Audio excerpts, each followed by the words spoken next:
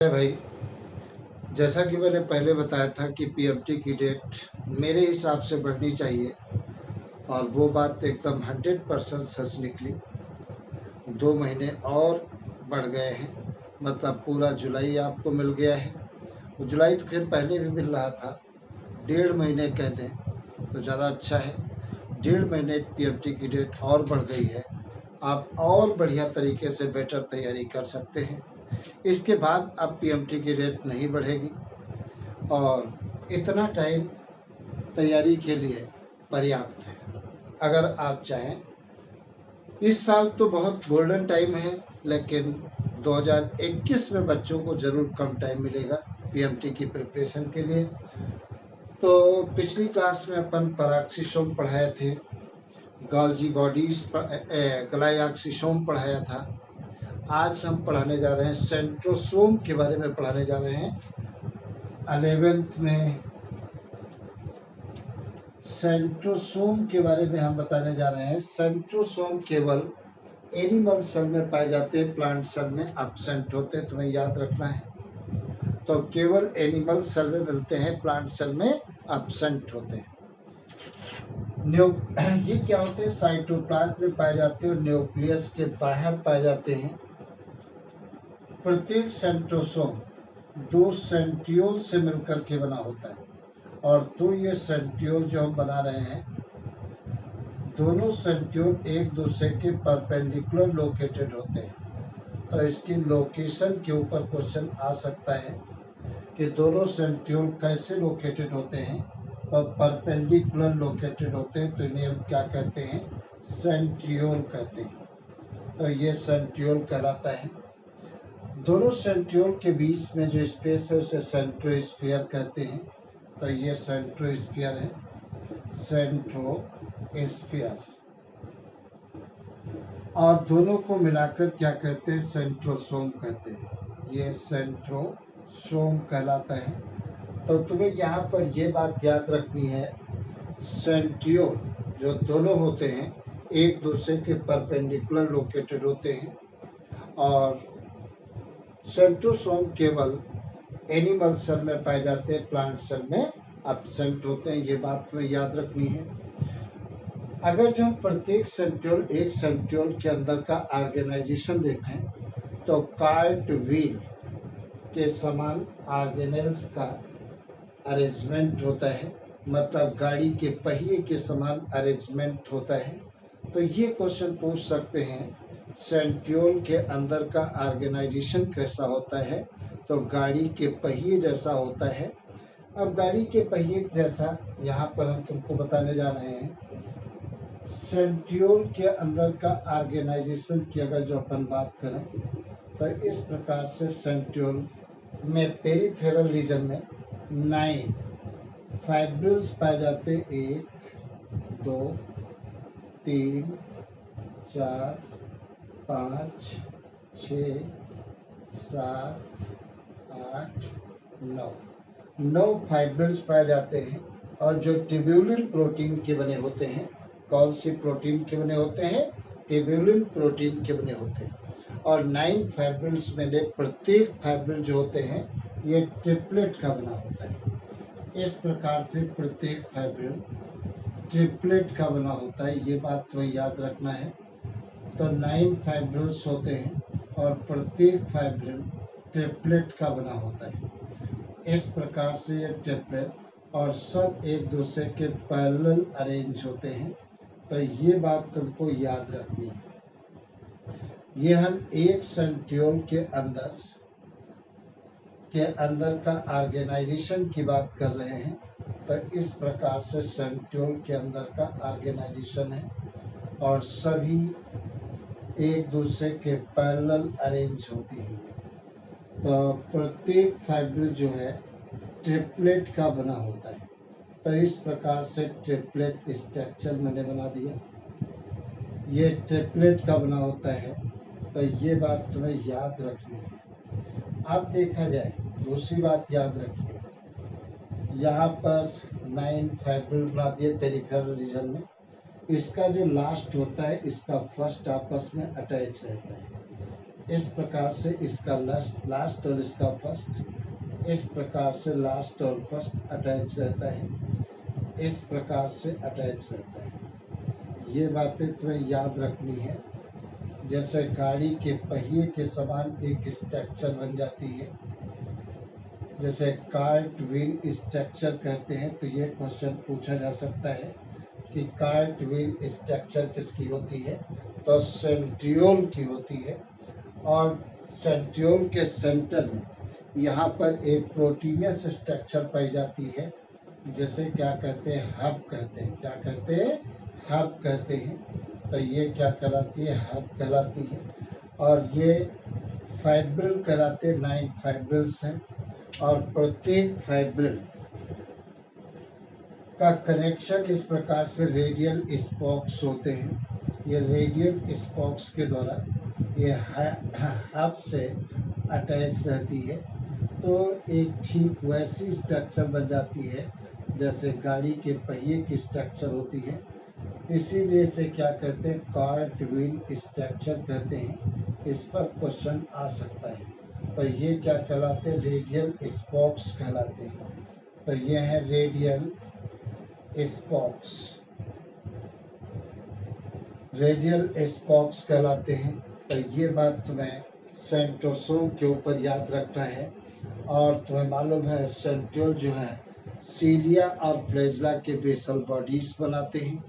और cell division के समय एनिमल में इनके द्वारा स्पेंडल फाइबर्स अराइज होते हैं। और स्पेंडल फाइबर क्या काम करते हैं, एनाफेज स्टेज में क्रोमोसोम्स को अपोजिट पोल की तरफ ले जाने का काम करते हैं। तो ये मैंने बताया है क्या, सेंट्रोसोम के बारे में बताया। प्रत्येक सेंट्रोसोम 2 सेंट्रियोल का बना होता है। आगे देखा जाए क्या होता है, आगे चीजें देखी जाए। उसके बाद में देखा जाए न्यूक्लियस होता है। अब देखिए दूसरी बात, न्यूक्लियस मैंने बताया है 4 पार्टों से मिलकर बना होता है। और ये भी मैंने बताया जनरली एक सेल के अंदर एक न्यूक्लियस होता है।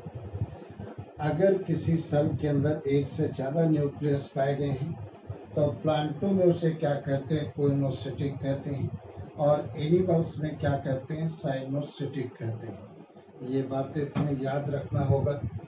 तो देखा जाए, सपोज करिए यहाँ पर एक सेल है, मान लेते हैं एक ही अपनी सेल है। ध्यान से समझिए, यहाँ से क्वेश्चन उठ सकते हैं, मिल सकता है तुम्हें। सपोज करिए यहाँ पर एक सेल मैंने बना दिया। सेल के सेंटर में यहाँ पर क्या पाया गया, न्यूक्लियस पाया गया। और न्यूक्लियस चारों तरफ से डबल मेम्ब्रेन के द्वारा बाउंडेड होता है। इस प्रकार से डबल मेम्ब्रेन के द्वारा बाउंडेड होता है। कहीं कहीं पर दोनों मेम्ब्रेन आपस में फ्यूज हो जाती है, जैसे पोर डेवलप हो जाते हैं, छेद डेवलप हो जाते हैं। उन छेद को क्या कहते हैं, न्यूक्लियर पोर कहते हैं।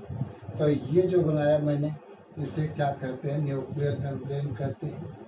ये न्यूक्लियर मेम्ब्रेन कहते हैं, मेम्ब्रेन कहते हैं। दूसरी बात देखा जाए, इसके अंदर जो फ्लूइड भरा होता है, इसके अंदर जो फ्लूइड भरा होता है उसे क्या कहते हैं, न्यूक्लियोप्लाज्म कहते हैं। तो ये क्या कहलाता है, न्यूक्लियोप्लाज्म कहलाता है। न्यूक्लियोप्लाज्म प्लाज्म, या इसी को क्या कहते हैं, कैरियोथीका भी कहते हैं। क्या कहते हैं, या कैरियोप्लाज्म भी कहते हैं। दूसरी बात देखा जाए, इसके अंदर एक स्फेरिकल स्ट्रक्चर पाई जाती है, जिसे क्या कहते हैं, न्यूक्लियोलस कहते हैं। तो ये क्या मैंने बना दिया, न्यूक्लियोलस, न्यूक्लियोलस मैंने बना दिया। और इसके अंदर क्या पाया जाता है, क्रोमैटिन रेटिकुलम का नेटवर्क पाया जाता है। ये जो क्रोमैटिन रेटिकुलम का नेटवर्क पाया जाता है, इसे क्या कहते हैं, क्रोमैटिन रेटिकुलम कहते हैं। तो ये क्रोमैटिन रेटिकुलम कहलाता है, रेटिकुलम कहलाता है। और इन चारों पार्टों को मिलाकर क्या कहते हैं, न्यूक्लियस कहते हैं। क्या कहते हैं, ये क्या कहलाता है, न्यूक्लियस। तो न्यूक्लियस मैंने बताया 4 पार्टों से मिलकर बना होता है। एक तो क्रोमैटिन रेटिकुलम होता है, न्यूक्लियर मेम्ब्रेन होती है, न्यूक्लियोप्लाज्म होता है और न्यूक्लियोलस होता है। दूसरी बात देखा जाए, इस मेम्ब्रेन को क्या कहते हैं? Outer nuclear membrane. ये आउटर न्यूक्लियर मेम्ब्रेन कहते हैं। और इसको क्या कहते हैं? इनर न्यूक्लियर मेम्ब्रेन कहते हैं। इनर न्यूक्लियर मेम्ब्रेन कहते हैं। और दोनों मेम्ब्रेन के बीच का जो ये स्पेस होता है, इसे क्या कहते हैं? पेरी न्यूक्लियर स्पेस कहते हैं। तो ये पेरी न्यूक्लियर स्पेस कहलाता है। और इसकी थिकनेस कितनी होती है? इसकी होती है 10 से लेकर के 50 नैनोमीटर तक होती है। 10 से लेकर के 50 नैनोमीटर तक इसकी थिकनेस होती है। और ये क्या कहलाते हैं? न्यूक्लियर पोर कहलाते हैं। ये न्यूक्लियर पोर कहलाते हैं। और जो बाहर फ्लूइड भरा होता है उसे क्या कहते हैं? साइटोप्लाज्म कहते हैं।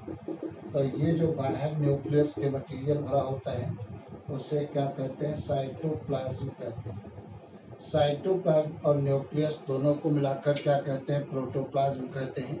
और प्रोटोप्लाज्म टर्म किसने यूज किया था?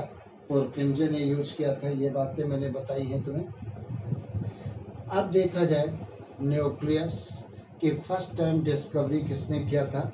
रॉबर्ट ब्राउन ने डिस्कवर किया था। किसने डिस्कवर किया था?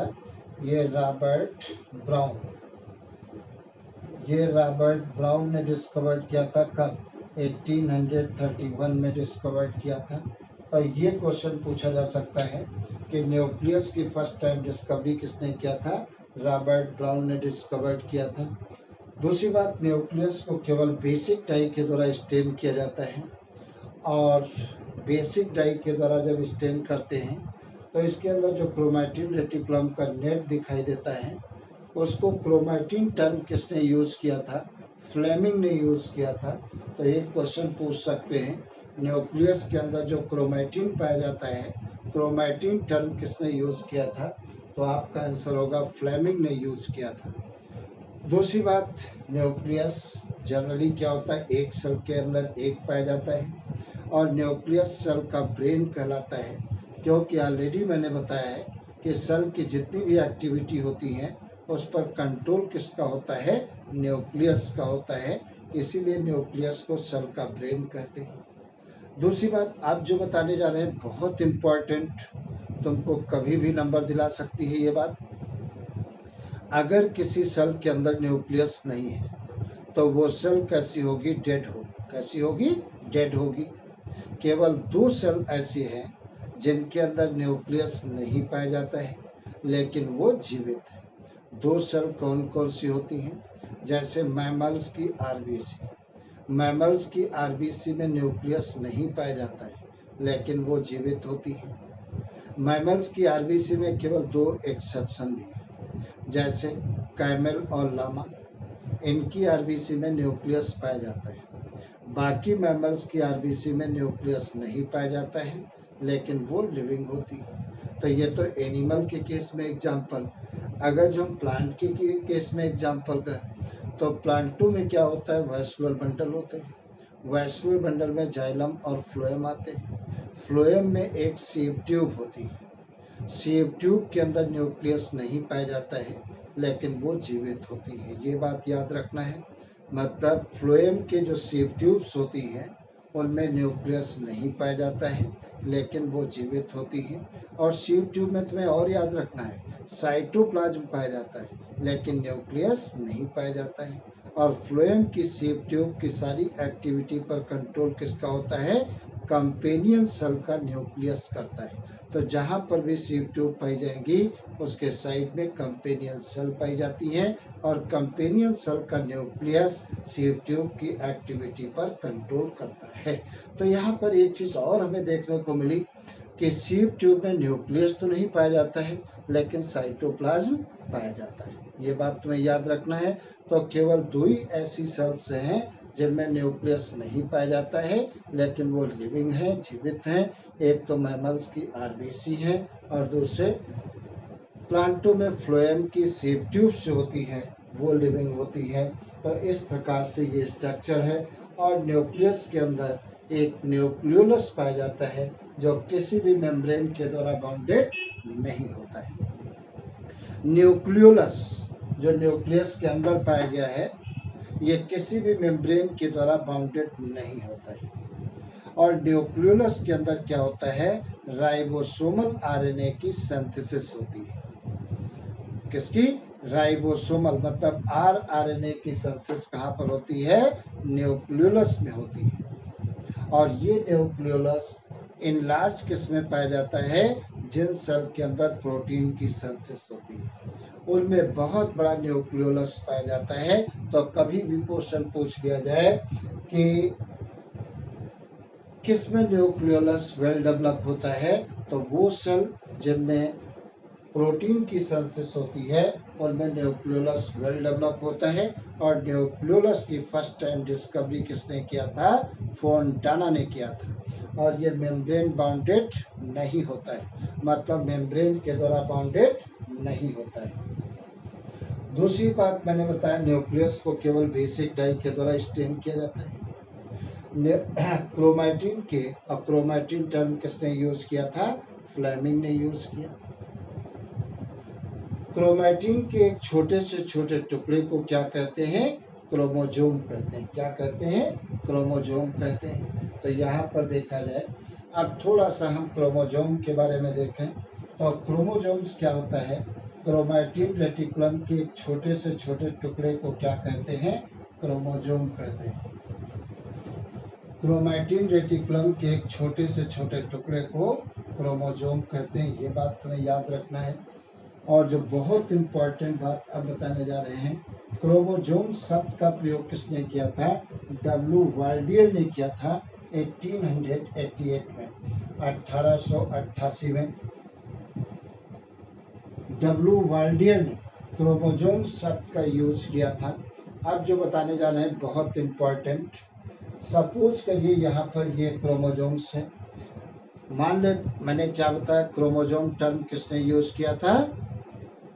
डब्ल्यू वाल्डियर ने यूज किया था। और कब किया था? 1888 में किया था। सपोज करिए यहाँ पर एक ये क्रोमोजोम्स, ये क्रोमोजोम मैंने कह दिया, ये क्या है? क्रोमोजोम। अब प्रत्येक क्रोमोजोम्स, ये जो एक दिख रहा है ये 2 धागे जैसे स्ट्रक्चर का बना होता है। एक धागे जैसी स्ट्रक्चर ये है और एक धागे जैसी स्ट्रक्चर ये है। ये जो 2 धागे जैसी स्ट्रक्चर आपको दिख रही हैं उन्हें क्या कहते हैं? प्रत्येक को क्या कहते हैं? क्रोमोनीमा कहते हैं। ये क्रोमोनीमा कहलाता है। या इसी को कहते हैं क्रोमोनिमेटा कहते हैं। ये क्रोमोनिमेटा कहते हैं।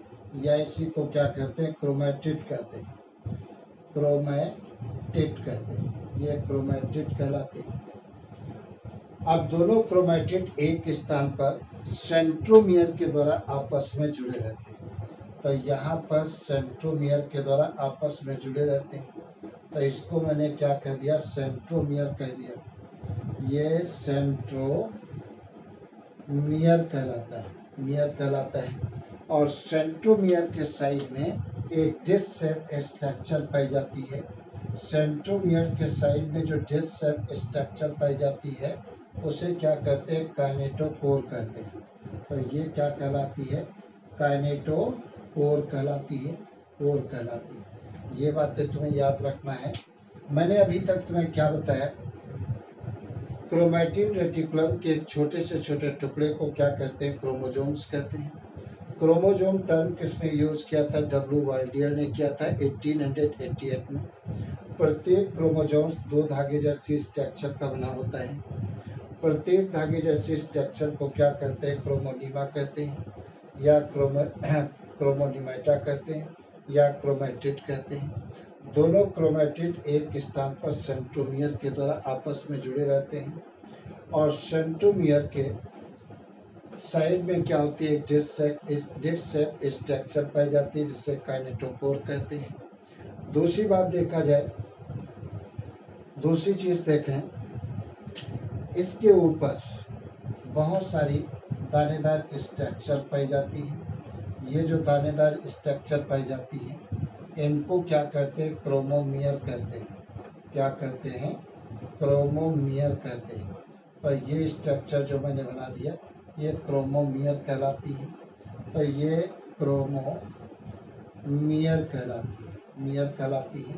और क्रोमोमियर के अंदर यहाँ पर क्या लोकेटेड होती है, जीन लोकेटेड होती है। क्या लोकेटेड होती है, जीन लोकेटेड होती है। और जीन शब्द किसने यूज किया था, जोहानसन ने यूज किया था। तो ये बात याद रखना, ये क्या कहलाती है, जीन कहलाती है। तो जीन टर्म किसने यूज किया था, जोहानसन ने यूज किया था। और जीन ही क्या काम करती है, जीन क्या काम करती है, हेरिडिटी कैरेक्टर को पेरेंट से ऑफस्प्रिंग में ले जाने का काम करती है। तो हेरिडिटी की यूनिट क्या होती है, जीन होती है। और ये ट्रांसमिट करती है हेरिडिटी कैरेक्टर को one generation to another generation. तुमने एक चीज और सुना है, क्रोमोजोम्स। अगर जो हम क्रोमोजोम्स की बात करते हैं तो क्रोमोजोम्स किन किन, ये क्वेश्चन आ चुका है AIPMT में, तुम्हें ध्यान रखना है। तो क्रोमोजोम्स के बारे में देखा जाए तो ये क्रोमोजोम, ये क्रोमोजोम किन किन पार्टों से मिलकर बना होता है, डीएनए का बना होता है, प्लस RNA का बना होता है, और प्लस हिस्टोन प्रोटीन, ये हिस्टोन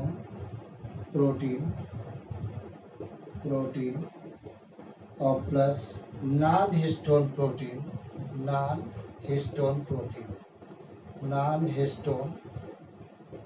प्रोटीन। और यही क्वेश्चन AIPMT 2014 में क्वेश्चन पूछा गया था कि क्रोमोजोम किन किन चीजों से मिलकर बना होता है।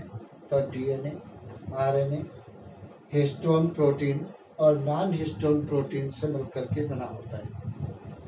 अगर तुमसे पूछ लिया गया बाई चांस कि एक सेल के अंदर जो DNA पाया जाता है उसकी लेंथ कितनी होती है, तो 2 मीटर तक होती है।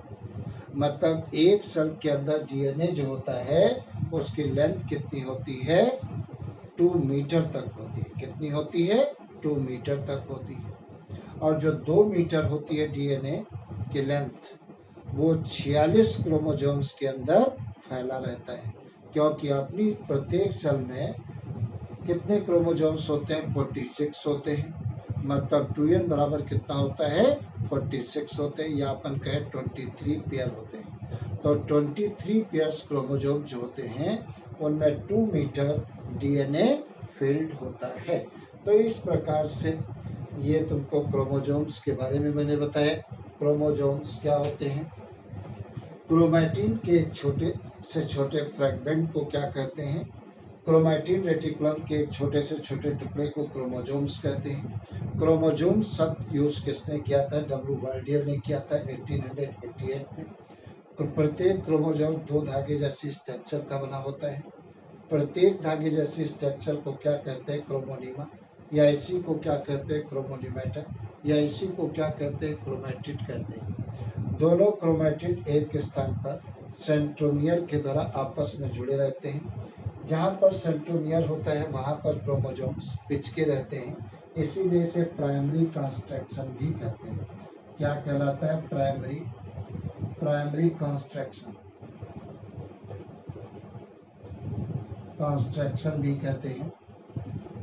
अब देखा जाए, प्रत्येक क्रोमोनिमा के ऊपर दानेदार स्ट्रक्चर पाई जाती है जिन्हें क्रोमोमियर कहते हैं। और क्रोमोमियर टर्म किसने यूज किया था, बाल्बियानी ने यूज किया था। किसने, बाल्बियानी ने यूज किया था। और मियर्स के अंदर जीन लोकेटेड होती हैं और जीन हेरिडिटी की यूनिट होती है, मतलब हेरिडिटी कैरेक्टर्स को पेरेंट से ऑफस्प्रिंग में ट्रांसमिट करने का काम करती है।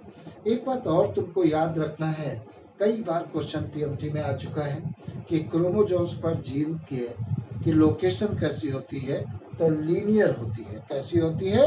लीनियर होती है। तो क्रोमोसोम्स के ऊपर जीन का अरेंजमेंट कैसा होता है? लीनियर होता है। ये बात अपने को याद रखनी है। और तुमको बताया है कि प्रत्येक क्रोमोसोम्स किन किन पार्टों से मिलकर बना होता है? डीएनए, आरएनए, हिस्टोन प्रोटीन और नॉन हिस्टोन प्रोटीन से मिलकर बना होता है। तो ये सारी बातें तुमको मैंने बताया और अगली क्लास में अब तुमको हम बताएंगे कि टाइप्स ऑफ क्रोमोसोम्स, इन पर भी क्वेश्चन एक आ चुका है क्रोमोसोम्स के टाइप के ऊपर। ये 2015 में क्वेश्चन आया था AIPMT में, जो टाइप्स ऑफ क्रोमोसोम्स बताएंगे। अगली क्लास में सेल तुम्हारा खत्म हो जाएगा, फिर उसके बाद सेल डिवीजन स्टार्ट करेंगे। अब वो चैप्टर पहले ज़्यादा लेंगे जिनसे क्वेश्चन ज़्यादा पूछे जाते हैं, आने की संभावनाएं बहुत ज़्यादा हैं, वो पोर्शन पहले लेंगे। और अगर चैनल को सब्सक्राइब किया है तो नहीं किया है तो आप तुरंत करो।